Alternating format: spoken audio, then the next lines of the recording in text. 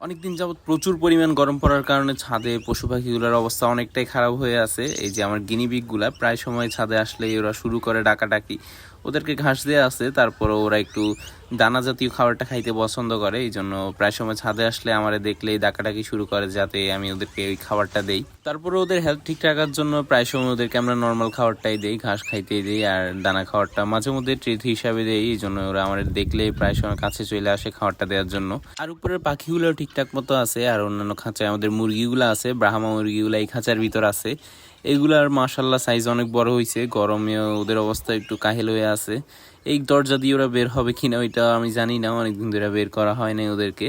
আর এইখানে আছে আমাদের কিং কোয়েলের পেয়ারটা, মাশাল্লাহ এগুলো খুব ভালোই ডিম দেয়। এইখানে আসিল ফাইটার যে মুরগিগুলা হয়, এইখানে 2টা বাচ্চা আছে এখন আমার কাছে। আর এখানে আছে আমাদের কোয়েল পাখিগুলো, এগুলো হালকা পাতলা ডিম দেয় এখন। আর এইটা হচ্ছে কোচিন মুরগি, আর এই পাশে আছে আমাদের একমাত্র তৃতীয়টা।